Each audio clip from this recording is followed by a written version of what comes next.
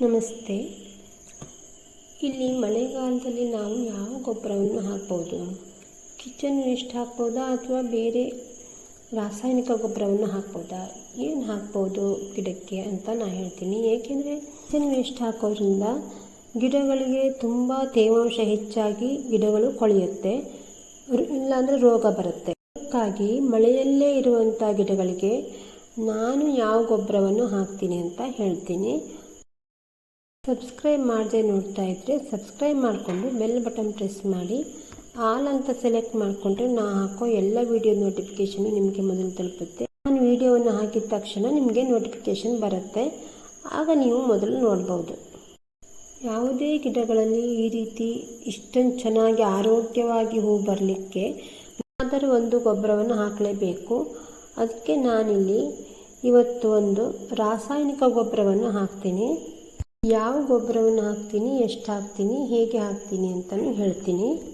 ಹಾಗೆಯೇ ನನ್ನ ಪ್ರಕಾರ ಕಿಚನ್ ವೇಸ್ಟನ್ನು ಒಂದು ಗೊಬ್ಬರವನ್ನು ಮಾಡಿ ಹಾಕಬೇಕು. ಇಲ್ಲ ಅಂದರೆ ಹಾಗೆ ಈಗ ಮಳೆಗಾಲದಲ್ಲಿ ನಾವು ಡೈರೆಕ್ಟ್ ಗಿಡದ ಬುಡದಲ್ಲಿ ಹಾಕಿದಾಗ ಗಿಡಗಳು ಹಾಳಾಗುತ್ತೆ. ಅದಕ್ಕಾಗಿ ಮಳೆಗಾಲದಲ್ಲಿ ಮಳೆಯಲ್ಲಿರುವಂಥ ಗಿಡಕ್ಕೆ ಇಂತಹ ಗೊಬ್ಬರವನ್ನೇ ಹಾಕಬೇಕು. ರಾಸಾಯನಿಕ ಗೊಬ್ಬರವನ್ನು ಹಾಕಲಿಕ್ಕೆ ಇಷ್ಟ ಇಲ್ಲ ಅಂದರೆ ಡ್ರೈ ಗೊಬ್ಬರವನ್ನು ಹಾಕಬೇಕು. ಇದು ದಾಸವಾಳ ಗಿಡ. ನಾನು ದಾಸವಾಳ ಗಿಡದ ಬುಡದಲ್ಲಿ ಈ ರೀತಿಯ ಮಣ್ಣನ್ನು ಈ ಕಡೆ ಸ್ವಲ್ಪ ತೆಗಿತೀನಿ. ತೆಗೆದ ನಂತರ ಇದು DAP ಗೊಬ್ಬರ. DAP ಗೊಬ್ಬರವನ್ನು ಗಿಡದ ಸುತ್ತಲೂ ಹಾಕ್ತೀನಿ. 2 ಸ್ಪೂನಷ್ಟು ಹಾಕ್ತೀನಿ. ಹಾಗೆ ಅದೇ ಮಣ್ಣನ್ನು ಮುಚ್ಚುತ್ತೀನಿ. ಏಕೆಂದರೆ ಪಾಟ್ ಫುಲ್ ಆಗಿಬಿಟ್ಟಿದೆ, ಇನ್ನು ಮತ್ತೆ ಮಣ್ಣು ಹಾಕಲಿಕ್ಕೆ ಜಾಗ ಇಲ್ಲ. ಆದ್ದರಿಂದ ನಾನು ಅದೇ ಮಣ್ಣನ್ನು ಮತ್ತೆ ಸರಿಯಾಗಿ ಮುಚ್ಚುತ್ತೀನಿ. ಇದು ಡೇರೆ ಗಿಡಕ್ಕೂ ಸಹ ಅದೇ ರೀತಿಯಾಗಿ ನಾನು ಹಾಕಿ ಮಣ್ಣನ್ನು ಮುಚ್ಚುತ್ತೀನಿ. ಬೇರೆ ಎಕ್ಸ್ಟ್ರಾ ಮಣ್ಣನ್ನು ಬೇಕಾದ್ರೆ ಹಾಕ್ಬೋದು. ನಾನು ಅಲ್ಲೇ ಸ್ವಲ್ಪ ಆ ಕಡೆ ಹಾಗೆ ಮುಚ್ಚಿದ್ದೀನಿ. ನಂತರ ಹಾಕ್ತೀನಿ ಸ್ವಲ್ಪ ಮಣ್ಣನ್ನು ಹಾಕಿ ಮುಚ್ಚಬೇಕು. 2 ಗಿಡ ಇದೆ ಅಂದರೆ 2 ಗಿಡದ ಮಧ್ಯದಲ್ಲಿ ನಾವು ಈ ರೀತಿ ಹಾಕಬೇಕು. ಇಲ್ಲಾಂದರೆ ಒಂದೇ ಗಿಡ ಇದೆ ಅಂದರೆ ಒಂದು ಗಿಡದ ಸುತ್ತಲೂ ಈ ರೀತಿ ಗೊಬ್ಬರವನ್ನು ಹಾಕಬೇಕು. ಈ ಗೊಬ್ಬರವನ್ನು ಹಾಕೋದ್ರಿಂದ ತೇವಾಂಶವನ್ನು ಸ್ವಲ್ಪ ಎಳೆಯುತ್ತೆ, ಅಂದರೆ ಅದು ಸ್ವಲ್ಪ ಡ್ರೈ ಆಗುತ್ತೆ ಈ ರಾಸಾಯನಿಕ ಗೊಬ್ಬರ ಹಾಕೋದ್ರಿಂದ. ಮಳೆಗಾಲದಲ್ಲಿ ಕೆಲವು ಗಿಡಗಳಿಗೆ ಈ ಡೇರೆ ಗಿಡ ಇರ್ಬೋದು, ದಾಸವಾಳ ಗಿಡ, ಈ ರೀತಿ ಹೊರಗಡೆ ಇರುವಂಥ ಗಿಡಕ್ಕೆ ನಾವು ಈ ರಾಸಾಯನಿಕ ಗೊಬ್ಬರ ಹಾಕಿದಾಗ ಗಿಡಗಳು ಚೆನ್ನಾಗಿರುತ್ತೆ. ನಾವು ಕೆಲವು ಲಿಕ್ವಿಡ್ ಮತ್ತು ಕಿಚನ್ ವೇಸ್ಟನ್ನು ಹಾಕಲಿಕ್ಕೆ ಬರಲ್ಲ. ಅದಕ್ಕಾಗಿ ಇಂಥ ಗೊಬ್ಬರವನ್ನು ಹಾಕ್ತೀನಿ. ಯಾವುದೇ ಗೊಬ್ಬರವನ್ನು ಹಾಕುವ ದಿನ ಮಳೆ ಇರಬಾರ್ದು. ಮಳೆ ಬರದೇ ಇದ್ದಾಗ ಸ್ವಲ್ಪ ಹೊತ್ತು ಮಳೆ ಬಂದಿಲ್ಲ ಅಂದರೆ ಆಗ ನಾವು ಈ ರೀತಿ ಗೊಬ್ಬರವನ್ನು ಹಾಕಬೇಕು. ಅದು ಗಿಡಗಳಿಗೆಲ್ಲ ಸ್ವಲ್ಪ ತಾಗಿದ್ರೂ ಗಿಡಗಳು ಹಾಳಾಗತ್ತೆ. ಅದಕ್ಕೆ ಗಿಡದಿಂದ ದೂರದಲ್ಲಿ ನಾವು ಈ ಗೊಬ್ಬರವನ್ನು ಹಾಕಬೇಕು. ಹಿಂದಿನ ವಿಡಿಯೋದಲ್ಲಿ ಕೆಲವು ಅಡುಗೆ ರೆಸಿಪಿಯನ್ನು ಹಾಕಿದ್ದೀನಿ.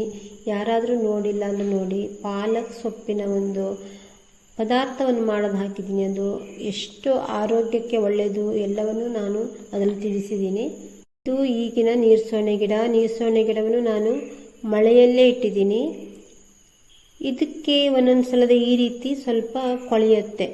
ಅದು ತುಂಬ ನೀರಾದಾಗ ಕೊಳೆ ಥರ ಬರುತ್ತೆ. ಅದಕ್ಕೂ ನಾನು ಇದೇ ಗೊಬ್ಬರವನ್ನೇ ಸ್ವಲ್ಪ ಹಾಕಿದ್ದೀನಿ, ನೋಡೋಣ ಅಂತ. ಮಳೆಯಲ್ಲಿರುವಂಥ ಎಲ್ಲ ಗಿಡಕ್ಕೂ ಈ ಗೊಬ್ಬರವನ್ನು ಹಾಕಿದ್ದೀನಿ. ಇದು ಗುಲಾಬಿ ಗಿಡಕ್ಕೂ ಸಹ ಹಾಕಿದ್ದೀನಿ. ಈ ಗೊಬ್ಬರದ ಅಂಗಡಿಯಲ್ಲಿ ಸಿಗುತ್ತೆ ಮತ್ತು ಆನ್ಲೈನಲ್ಲೂ ಸಿಗುತ್ತೆ. ಇದಕ್ಕೆ ತುಂಬ ಕಡಿಮೆ ಬೆಲೆಯಲ್ಲಿ ಸಿಗುತ್ತೆ. ಇದು ಯಾವುದೇ ರಾಸಾಯನಿಕ ಗೊಬ್ಬರವನ್ನು ಹಾಕ್ಬೋದು. ಇಲ್ಲಿ NPK ಗೊಬ್ಬರವನ್ನು ಸಹ ಹಾಕ್ಬೋದು. NPK ಗೊಬ್ಬರ ಜಾಸ್ತಿ ಇರಲಿಲ್ಲ, ಅದಕ್ಕಾಗಿ ನಾನು DAP ಗೊಬ್ಬರನೇ ಎಲ್ಲ ಕಡೆ ಹಾಕಿದ್ದೀನಿ. NPK ಗೊಬ್ಬರ ಹಾಕೋದಾದರೆ ಹೀಗೆ ಸಣ್ಣ ಸ್ಪೂನಲ್ಲಿ ಅರ್ಧ ಸ್ಪೂನಷ್ಟು ಹಾಕಬೇಕು. ಇದೇ ರೀತಿಯಾಗಿ ಹಾಕಿ ಗೊಬ್ಬರದ ಮೇಲೆ ಮಣ್ಣು ಅಥವಾ ಒಣಗಿದ ಎಲೆ ಏನನ್ನಾದರೂ ಮಲ್ಚಿಂಗ್ ಮಾಡಬೇಕು. ಹಿಂದಿನ ವಿಡಿಯೋದಲ್ಲಿ ಗಾರ್ಡನಲ್ಲಿ ತುಂಬ ಚೆನ್ನಾಗಿ ಕಾಣಲಿಕ್ಕೆ ಯಾವ ರೀತಿ ಗಿಡಗಳನ್ನೆಲ್ಲ ಬೆಳೆಸ್ಬೋದು, 1 ವರ್ಷ ನೆಟ್ಟ ನಂತರ ತುಂಬ ವರ್ಷದವರೆಗೆ ಇರುವಂಥ ಗಿಡಗಳನ್ನು ಯಾವ್ಯಾವುದು ನೆಡಬಹುದು ಅಂತಲೂ ತಿಳಿಸಿದ್ದೆ. ಯಾರಾದರೂ ನೋಡಿಲ್ಲ ಅಂದರೆ ನೋಡಿ. ಇವೆಲ್ಲ ನನ್ನ ಈ ವರ್ಷದ ಡೇರೆ ಗಿಡಗಳು.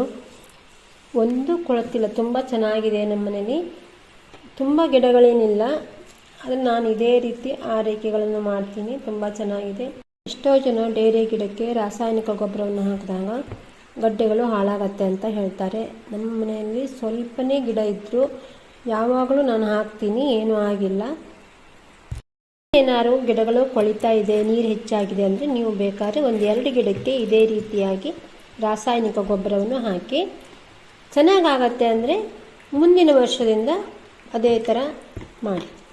ವಿಡಿಯೋ ನಿಮಗೆ ಸ್ವಲ್ಪನಾದ್ರು ಯೂಸ್ ಆಗುತ್ತೆ ಅನಿಸಿದ್ರೆ ಲೈಕ್ ಆ್ಯಂಡ್ ಶೇರ್ ಮಾಡಿ.